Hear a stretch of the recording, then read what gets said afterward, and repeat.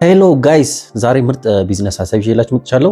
የዛሬውን ቢዝነስ ሀሳብ የራሴን ቢዝነስ ሀሳብ ነው ለእናንተ ማካፈላችሁ ማለት ነው። ይህ ምንድነው? የአሻንጉሊት ወይ ደግሞ ህፃናትን የማዝናናት ቢዝነስ በጣም ትልቅ እንትን ነው። እስከዛሬ የተሰራበትም ነበረ። እዚህ ጋር አሳያችኋለሁ የኔን አሻንጉሊት። እቺን አሻንጉሊት ግን ራሴ በእጄ የሰራኋት ነው።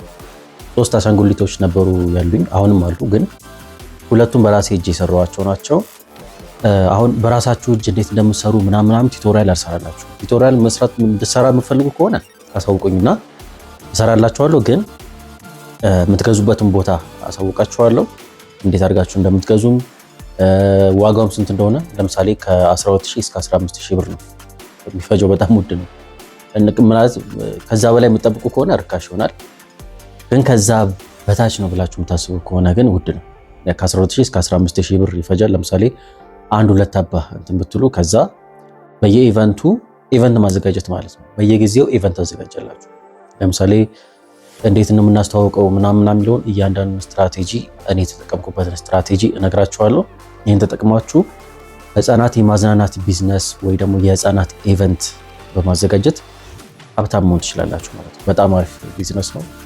እኔ አሁን ወደ አዲስ አበባ ሙቭ አድርጌያለሁ። ግን አዲስ አበባ ላይ ሰፊም ስለሆነች እና ኢትዮጵያ ሳሉ በአንዴ ኢትዮጵያ ሳውን ፕሮግራም ስታዘጋጅ ምን ያክል እንደሚል እንትናት እነ ቼሪ ምናምን በፊት የነበሩ ናቸው። ግን ኢትዮጵያ ሳውን በጣም ቢዝነሱን ተቆጣጣሪዋለች። አሁን አንድ ሚስጥር ልንገራችሁ ስለ ኢትዮጵስ ማለት ነው፣ ምን ያክል ምርጥ ቢዝነስ እንደሆነ ልንገራችሁ። ኢትዮጵስ የምትባለው አሻንጉሊት ወደ 7 ወደ 8 ናት፣ ደብል ማለት ነው። ለምሳሌ አሁን ኢቨንት ሲያዘጋጁ በአንድ ጊዜ አዲስ አበባ 3 ቦታ ላይ ያዘጋጁ ይችላሉ። አዲስ አበባ ላይ ብቻ ሰፊ ስለሆነች ከተማዋ 3 ቦታ ላይ ያዘጋጁ ይችላሉ። በዛው ቀን አዳማ ላይ ያዘጋጁ ይችላሉ። በዛው ቀን ሐዋሳ፣ በዛው ቀን ድሬዳዋ፣ በዛው ቀን ባህር ዳር ምናምን አካባቢ ላይ ያዘጋጁ ይችላሉ። እነዚህን አሻንጉሊቶች ሌላ ድምፁን ማስመሰል የሚችል ድምፁን ቀጥና አድርገው ማስመሰል የሚችል ካስት አድርገው ይቀጥራሉ ማለት ነው። ለባሽ አሻንጉሊቱን የሚለብስ ሰው ይቀጥራሉ። ከዛ አንዳንድ አርቲስቶች ምናምን ይላሉ። እነሱ በትልቅ ደረጃ ስለሆነ ነው ይሄን የምላችሁ። እናንተ ግን ቤት በምን በኩል መስራት እንዳለባችሁ ነግራችኋለሁ። ስለዚህ ምንድነው የሚያደርጉት? ያው ሚስጥር እያወጣው ያስለብሷቸውና ኢትዮጵስ ናት፣ ድምጻቸው ይመሳሰላል፣ ካራክተሮቹ ዋና የሚባል ሰው የለም። እሺ ኢትዮጵስን የሚለብስ ድምጹን እንትን የሚል አስረስነው ምናምን እንደዛ ይባል ነገር የለም። እንዲያውም አንድ ልጅ አለ፣ ሰሞኑን ቪዲዮን ካገኘው ለቅላችኋለሁ። ፍራይዴ 90ስ ላይ ተወዳድሮ ነበር የማሳቅ ውድድር ምናምን አርብ እዛ ላይ ድምፁን አስመስሎ ለማሳቅ ይሞክር ምናምን ልጅ አለና እሱም አንደኛው ካራክተር ነው። እሱም አንደኛው የኢትዮጵስ ተቀጣሪ ነው። ይለብሱትና ድምጻቸው ተመሳሳይ ስለሆነ ካስት ተደርገው በየቦታው መድረክ ተዘጋጅቶ ይሰራሉ ማለት ነው። ስለዚህ ኢትዮጵስ 7 ኦልሞስት ወደ 8 አካባቢ ያቺው አሻንጉሊት ደብል ተደርጋ ተሰርታለች። በአንድ ጊዜ አዲስ አበባ ውስጥ 3 ቦታ፣ አዳማ፣ የተለያዩ ከተሞች በአንድ ቀን ብቻ ፕሮግራም ይሰራል ማለት ነው። ስለዚህ እናንተ በትንሹ መጀመር ትችላላችሁ፣ ወደፊት ደግሞ ትመለሻላችሁ። ከዛ በኋላ ደግሞ አዲስ አበባ ላይ ሰሞኑን እያያችሁ ከሆነ የሩጫ ውድድሮች ይካሄዳሉ። የህፃናት የታዳጊዎች ሩጫ ውድድር ምናምን ያንን የማዘጋጀት ፍቃድ ይኖራቸዋል። ከዛ ደግሞ መስቀል አደባባይ ላይ የሚካሄድ ደግሞ ኑ ጭቃ እናብኳ የሚባል ፕሮግራም አለ። እሱንም የማዘጋጀት ፕሮባቢሊቲ ይኖራቸዋል ማለት ነው። አሻንጉሊቱን አስለብሳችሁ የተለያየ ቲያትሮች ሊሆን ይችላል። ስክሪፕት አሁን በኤአይ ጄኔሬት ማድረግ ትችላላችሁ ስክሪፕት። ከዛ ደግሞ በወጣቶች የወጣት ክበቦች አሉ። ከነሱ ላይ ደግሞ ተዋናዮችን እየቀጠራችሁ ለዛ ቀን የሚሆን ፕሮግራም ማዘጋጀት ትችላላችሁ። በየትምህርት ቤት ግቢ ውስጥ ማዘጋጀት ትችላላችሁ። አዳራሽ ተከራይታችሁ ማዘጋጀት ትችላላችሁ። በጣም ትልቅ ቢዝነስ ነው። ስለዚህ ይህን ቢዝነስ ለመስራት እንዴት ማድረግ እንዳለባችሁ እያንዳንዱን የማስታወቂያና ምን ያክል ብር እንደሚፈጅ አሳውቃችኋለሁ። ወደ ገቢው ወይ ደግሞ ወደ ወጪዎቹ ስናመራ መጀመሪያ የሚያስፈልጋችሁ አሻንጉሊቶቹ ኦን ልታደርጉ ይገባል፣ ወይ ደግሞ የአሻንጉሊቶቹ ባለቤት ልትሆኑ ይገባል። ከዛ የአሻንጉሊቶቹ ባለቤት ከሆናችሁ በኋላ ደግሞ ፍቃድ ታወጣላችሁ ማለት ነው። ፍቃድ ስታወጡ ያቺን አሻንጉሊት አስመስሎ መግዛትም ማለትም አይቻልም። የውጮቹን ካራክተሮች ከገዛችሁ ለምሳሌ ፍቃድ አታወጡ፣ ሁሉም ሰው ገዝቶ መጠቀም ይችላል።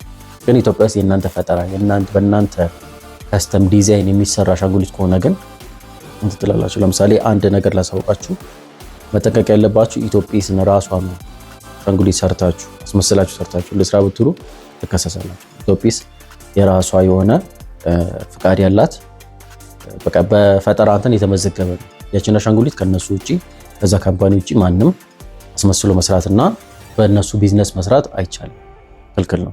ስለዚህ እናንተ እዚህ ቢዝነሱ መግባት ከፈለጋችሁ ሌሎች አሻንጉሊቶች ወይ ደግሞ ማስኮት ይባላል፣ እነዛን ማስኮቶች መግዛት ይኖርባቸዋል። የውጭ ካራክተሮች ለምሳሌ በስፓይደርማን የተሰራ ሊሆን ይችላል፣ በቶም ኤንድ ጄሪ የተሰራ ሊሆን ይችላል፣ በነ ኤልሞ የተሰራ ሊሆን ይችላል። እነሱን ስትገዙ ማንኛውም ኢትዮጵያዊ እኔም እናንተም ሌሎችም እነዚህን ካራክተሮች የውጭ ያሉትን ካራክተሮች ገዝተን መጠቀም እንችላለን። ነገር ግን ኢትዮጵያ ውስጥ ያሉ ካራክተሮች የተፈጠሩ ያሉ እንደነ ኢትዮጵያ ሌሎችም ሊኖሩ ይችላሉ።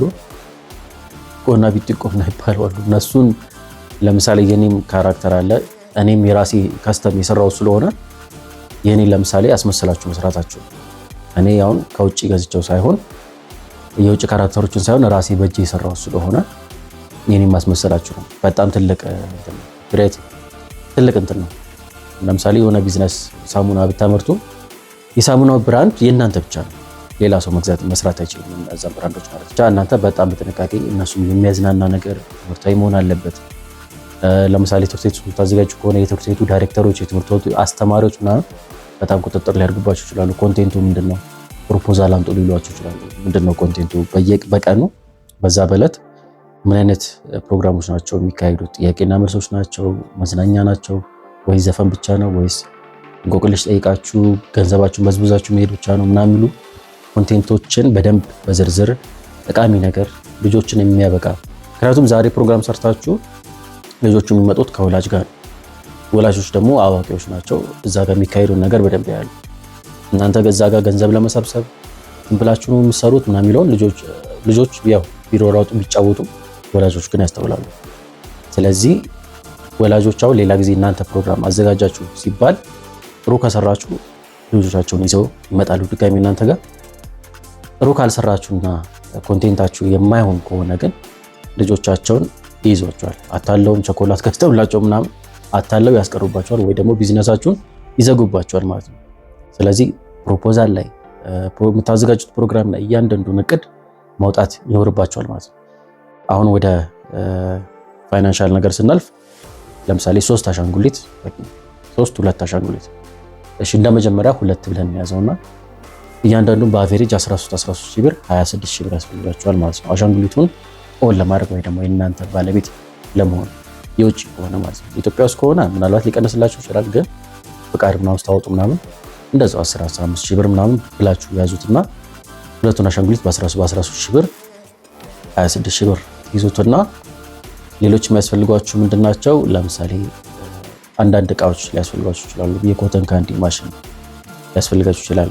እሱም ቢኖራችሁም ባይኖራችሁም ችግር የለም፣ ግን የእናንተ ከሆነ ቢዝነሳችሁ በደንብ ያድጋል ካፒታል ካላችሁ።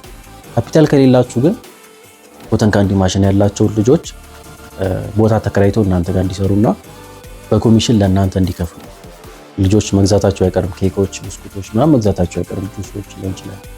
ኮተን ካንዲ ማሽን ፎቶ ከአሻንጉሊቷ ጋር መነሳት የሚፈልጉ ልጆች ሊሆኑ ይችላል።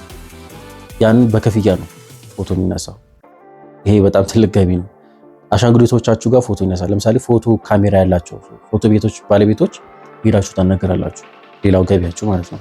የቲኬት ሽያጮች ያው ኦን ታደርጋላችሁ አልኳችሁ። እነዚህን አሻንጉሊቶች ይሄ ግዴታ መግዛት ያለባችሁ ነገር ነው።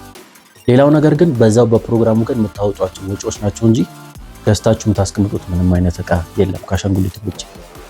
ምናልባት ካፒታል ካላችሁ ኮተን ካንዲ ማሽን ብያችኋለሁ፣ ካሜራ ብያችኋለሁ። እነዚህን ካሜራዎች የራሳችሁ ቢኖር፣ ኮተን ካንዲ ማሽን ቢኖር፣ ኬክ ቤት ውስጥ የሚሰራ ሰው ቢኖር፣ ብስኩቶች የሚያዘጋጅና እዛው እንትን በራሳችሁ ዙሪያ እነዚህን ገቢዎች ብታደርጉ አሪፍ ነው። ካፒታል ከሌላችሁ ግን ፎቶ ቤት ሄዳችሁ ኢቨንት ላዘጋጅ ነውና መታችሁ ፎቶ ካሜራ መስራት ትችላላችሁ። ትኬት ሰጧቸውና አንድ ፎቶ ሲነሳ ትኬት ይከፍላሉ። ከአንድ ልጅ ጋር ለምሳሌ ከአሻንጉሊቷ ጋር ተነስቶ 100 ብር የሚያነሳ ከሆነ ፎቶ አንሺው 50 ብሩ የእናንተ ወይ ደግሞ 30 ብሩ የእናንተ 70 ብሩ የራሱ ይሆናል ማለት ነው። ምክንያቱም እዛ ጋር ማሳጠብ ሊኖርበት ይችላል፣ ጉልበት አለው ምናምን። ካሜራው የራሱ ከአንድ ፎቶ ላይ 30 ብር ምናምን ፌር ነው። ኮተን ካንዲ ማሽን ያለውን የጥጥ ከረሜላ ማለት ነው። እሱም እዚህ ጋር አሳያችኋለሁ። የጥጥ ከረሜላ ያለውንም ሰው ታመጡና 2 ሊሆን ይችላል አንድ ኮተን ካንዲ በሸጠ ቁጥር ለእናንተ በእያንዳንዱ ላይ 20 ብርም 10 ብርም ኮሚሽን ትቀበላላችሁ ማለት ነው። ይሄ ሁለተኛው ገቢያችሁ ነው። ሶስተኛው ከ300 እስከ 500 ልጆች ህፃናቶች ቢመጡ ከእያንዳንዱ ላይ የቲኬት ሽያጭ ሙሉ ለሙሉ የእናንተ ይሆናል ማለት ነው። ግን ከዛ ላይ የምታወጡት ወጪ አለ። ለምሳሌ አሻንጉሊት የሚለብስ ሰው፣ ማኔጅ የሚያደርግላችሁ ሰው ሊሆን ይችላል። ሁሉንም እንትን ማለታችሁ ለምሳሌ ከፎቶ አንሺው ላይ ኮሚሽን የሚቆጣጠር ሰው ሊኖር ይችላል። ግዴታ ነው ይሄ። ፊታቸው ላይ ስዕል ምናምን ያስፈልጋልና ሰዓሊ ትሉና አንድ ሰው በሳለ ቁጥር ለምሳሌ 50 ብር ቢቀበል 10 ብር የእናንተ ይሆናል ማለት ነው። ስለዚህ እያንዳንዱ ነገር የሚቀበል ለፎቶ አንሺው፣ ለኮተን ካንዲ ሻጩም፣ ለስዕል ለሚስለውም ለሁሉም አንዳንድ ሰው ትመድባላችሁ ማለት ነው እንጂ ሁሉንም ብር መቀበል አትችሉም። ተቆጣጣሪ ለእያንዳንዱ መቅጠር ይኖርባቸዋል። ለዛ ሰው የምትከፍሉት ምናልባት ለአንድ ሰው 1000 ብር ምናምን ልታስቡ ይችላላችሁ። የግማሽ ቀን የአንድ ቀን ከሆነ በጣም ፌር ነው። ከሰፈር ውስጥ የሚቀመጡ ጓደኞቻችሁ፣ የሰፈር ልጆች ምናምን ወስዳችሁ እንደዚህ አይነት ስራዎችን እንዲሰሩላችሁ ትቀጥራላችሁ ማለት ነው። አሻንጉሊት የሚለብስላችሁ ደግሞ እሱ ክፍያው ከፍ ይላል። ከ2000 እስከ 3000 ብር ትከፍላላችሁ በቀኑ ማለት ነው። ለትኬት ሽያጭ ብቻ የምታገኙት በጣም ብዙ ነው። አንድ ትኬት እስከ 200 ብር ሊሸጡ ይችላላችሁ። ለምሳሌ 500 ሰው ቢገባ 500 ሰው ገብቶ 200 ብር ቢከፍል ምን ያክል ገቢ እንደሆነ አስቡት። በጣም ብዙ ነው። እስከ 100 ሺህ ብር ማለት ነው አይደል? እንደዛ ነው። ሌላው ደግሞ የአዳራሽ ኪራይ ነው። የአዳራሽ ኪራዩን እንደየቦታው ይለያያል። የአዳራሽ ኪራይ ከ20 ሺህ ብር እስከ 30 ሺህ ብር ብላችሁ ትይዙታላችሁ። ከ20 ሺህ እስከ 30 ሺህ ብላችሁ ትይዙትና ሌሎች ተጓዳኝ ገቢዎች አሉ። ለምሳሌ ኬክ እንትን ብትሉ የኬክ ሻጩን ነው እንጂ ኬኩ እናንተ ራሳችሁ ከዳቦ ቤት ወስዳችሁ ሊሆን ይችላል፣ ወይ ራሳችሁ ሰርታችሁ ሊሆን ይችላል። ቤት ውስጥ ለምሳሌ ወንዶች ከሆናችሁ ይህን ፕሮግራም ተዘጋጁት ባለቤቶቻችሁ ወይ እህቶቻችሁ ወይ እናታችሁ ኬኩን በደንብ አድርገው እንዲሰሩና እዛ ጋር በደንብ እንዲሸጥ ቴራሚሶች ሊሆን ይችላሉ። የተለያዩ ነገሮችን እየሰራችሁ እዛ ጋር ታቀርባላችሁ፣ ትሸጣላችሁ ማለት እንደ መጀመሪያ። ስለዚህ ኦልሬዲ እንትኑ የእናንተ ሆኗል፣ አሻንጉሊቱ የእናንተ ሆኗል። ሌላው ነገር የአዳራሽ ኪራይ ለሰዎች የምትከፍሉት፣ ለማናጀሮች የምትከፍሉት፣ ሰዎች ማኔጅ የሚያደርግላችሁ፣ ትኬት የሚሸጡላችሁ፣ ለሴልሶች ምናምን እነዚህ ወጪዎች ናቸው እንጂ አብዛኛው ነገር እዛ ቀን ላይ የምታወጡት ነው ምናልባት። ከዛ በኋላ ደግሞ እያደገ ሲመጣ ስፖንሰር ታገኛላችሁ። ይሄ ለመጀመሪያ ጊዜ የምታወጡት ወጪ ነው። በሚቀጥለው ስፖንሰሮች ታዘጋጃላችሁ ማለት ነው። ስፖንሰሮች ለምሳሌ የለስላሳ መጠጦች ሊሆን ይችላል፣ የጁስ መጠጥ የሚሸጡ የሚያመርቱ ሰዎችን ስፖንሰር አናግራችሁ እዛ ጋር ምርቶቻቸውን እንዲሸጡና ለእናንተ እንዲሁ ማድረግ ትችላላችሁ። የህፃናት ቁጠባ ምናምን የሚባል ነገር አለ በየባንኩ ማለት ነው።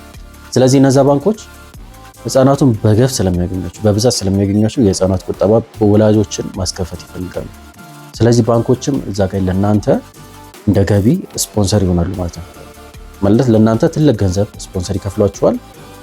ውጭ ላይ የሆነ ቦታ ተሰጧቸውና መደብ ቆንጆ ቦታ ተሰጧቸውና ባነሮቻቸውን ማስታወቂያቸውን ለጥፈው ወላጆችን የህፃናት ቁጠባ አካውንት እንዲከፍቱ ሴልሶቻቸው ወይ ደግሞ የባንክ የሰራተኞቻቸውን ወደ እናንተ ኢቨንት ልከው ይህንን ስራ ይሰራሉ ማለት ነው። እናንተ ከነዚህ ከስፖንሰሮች ለስላሳ ይመጡ ለምሳሌ ቺፕስ ሊሆን ይችላል። እነዚህ ሰን ቺፕስ፣ ሎሊ ቺፕስ ምናምን አምራቾች እናንተ ጋር ኢቨንቱን ያዘጋጃሉ ማለት ነው። ማለት እናንተ ጋር ቦታውን ገዝተው ምርቶቻቸውን በደንብ ያስተዋውቃሉ ማለት ነው። ከነሱ ምርት ውጪ ሌላ ቺፕስ ወይ ደግሞ ሌላ ምርት እዛ ኢቨንት ላይ አይገባም ማለት ነው። ሌሎች እንግባ የሚሉትን የነሱንም ጨምረው ለእናንተ ክፍያ ይከፍሏችሁና ሙሉን ፕሮግራም ራሳቸው ረን ያደርጋሉ ማለት ነው። እዛ ጋር ህፃናቶች ቺፕስ መግዛት ይፈልጉ ምን ቢሉ ግዴታ ከነሱ ላይ የሚገዙት። ከዛ በኋላ ብራንዳቸውን በዛ ያስተዋውቃሉ። ባንኮችም ምናምን እንዳልኳቸው ስፖንሰሮች እያደገ ይመጣ ነገር። ከዛ በኋላ ደግሞ ምንድነው የእናንተ ጥቅም በየጊዜው ማዘጋጀት ትችላላችሁ ማለት ነው። ለምሳሌ አዲስ አበባ ላይ ከሆናችሁ አንደኛው ክፍለ ከተማ ላይ ዛሬ ካዘጋጃችሁ በሚቀጥለው ሳምንት ሌላኛው ክፍለ ከተማ ላይ ተዘጋጀላችሁ። በሚቀጥለው ሳምንት ደግሞ እንደያላችሁ ሙሉ ክፍለ ከተማውን አዲስ አበባ ሰፊ ስለሆነች ማዘጋጀት ትችላላችሁ። ክፍለ ሀገር የሆናችሁ ደግሞ አንደኛው እዚህ ከተማ ላይ ካዘጋጃችሁ ሌላኛውን እዛ ከተማ ላይ ቢያንስ በወር ውስጥ 4 ኢቨንቶችን ማዘጋጀት ትችላላችሁ ማለት ነው እናንተ ጎበዝ ከሆናችሁ። ሌላ የረሳሁት ነገር ፕሮሞሽን ነው። ለምሳሌ አሁን ዛሬ ሰኞ ከሆነ በሚቀጥለው ሳምንት እሁድ ከሆነ ፕሮግራም ታዘጋጁት፣ ምክንያቱም ከሰኞ እስከ ዓርብ ትምህርት ስላለ ማለት ነው። ቅዳሜና እሁድ ከሆነ ፕሮግራም ታዘጋጁት፣ ሳምንቱ ሙሉ ፕሮሞሽን መስራት ይኖርባችኋል ማለት ነው። በመኪና በሞንታርቦ እያደረጋችሁ ማስታወቂያ አሻንጉሊቶቻችሁን እያሳያችሁ ማስታወቂያ ማሰራት ይኖርባችኋል ማለት ነው። ህጻናቶቹን ማጓጓት አለባችሁ። ሌላው ደግሞ የምትሰሩበት ፕሮሞሽን ለምሳሌ በየትምህርት ቤቱ ትሄዱና የምታዘጋጁበት አካባቢ ይመጣሉ ብላችሁ የምታስቡበት ትምህርት ቤት አካባቢ እረፍተ ሰዓት ላይ ትሄዱና አስቀድማችሁ ዳይሬክተሮቹን አስተማሪዎቹን በስነ ስርዓት ካናገራችሁና ዓላማችሁን ካሳወቃችሁ በኋላ እረፍተ ሰዓት ላይ አሻንጉሊቱን ሲያዩ ህጻናቱ በደንብ ይሰበሰባሉ። ይሄ ምንም ጥርጥር የሌለው ነገር ነው። የተወሰኑ ሽልማቶችን እያዘጋጃችሁ ወይ ደግሞ የተወሰኑ ውድድሮችን ታዘጋጃላችሁ። ከዛ ለተወሰኑ ሰዎች ቲኬት 3ም 4ም ቲኬት በነፃ እንደ ሽልማት ታቀርባላችሁ ማለት ነው። ስለዚህ እነዛ ልጆች ቲኬቱን በነፃ ሲይዙ ሌሎች ቲኬቱን ያላዙ ሰዎች ቤተሰቦቻቸውን ሄደው መግባት እንደሚፈልጉ በደንብ ያስጨንቁላቸዋል። ይህን ፕሮሞሽን በደንብ መጠቀም ይችላላችሁ ማለት ነው።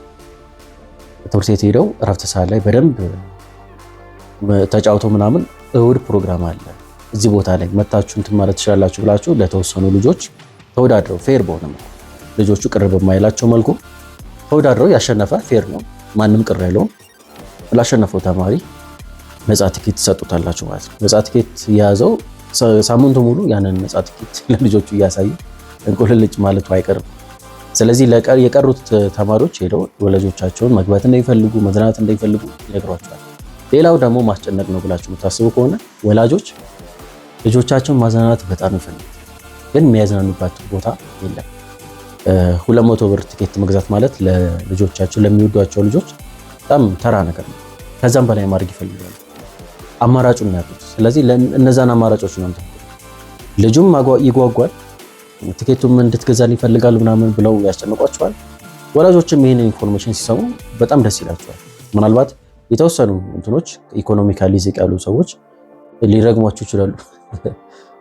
ማለት በቃ ልጁን አጓጓብኝ ምናምን ብለው ሊጨነቁ ምናምን ይችላል። እነዛን ነገሮች ወላጆች ሲመጡ ምናምን ለመወደድም እናንተም በደንብ ራሳችሁ ፕሮሞት ለማድረግም እነዛ ወላጆች ተጨንቀው ከሆነ ያንን ቲኬት የገዙት ተጨንቀው ከሆነ ልጆቻቸውን ይዘው የመጡት ደብቃችሁ ለወላጆች የቲኬቱን ብር ትመልሱላቸዋላችሁ ማለት ነው። ሁኔታቸውን እያያችሁ በጣም በኢኮኖሚ ዝቅ ያሉ ምናምን ከሆኑ ትመልሱላቸዋላችሁ። ወላጆች በዛው በጣም ደስ ይላቸዋል። ሌሎች አቅም ያላቸው ወላጆች እንኳን ያን ነገር ማድረግ ስታረጉ በጣም ደስ ይላቸዋል። የእውነት ለልጅ ፍቅር እንዳላችሁ በዛ ማሳየት ትችላላችሁ ማለት ነው። ስለዚህ አሁን ይህንን ካፒታል እንደ ካፒታል ብንይዘው 26 ሺህ ብር የመጀመሪያ ወጪ እቃ ወይ ደግሞ አሻንጉሊት የምትገዙበት ሲሆን የአዳራሽ ኪራይ ምናምን ለምሳሌ አሁን ሌሎች ወጪዎች ከአዳራሽ ኪራይ ውጪ አሻንጉሊቱን የእናንተ ከማድረግና ከእንትኑ ውጪ ምን አይነት ወጪ ነው የሚጠብቃችሁ? ብዙም ወጪ የለውም።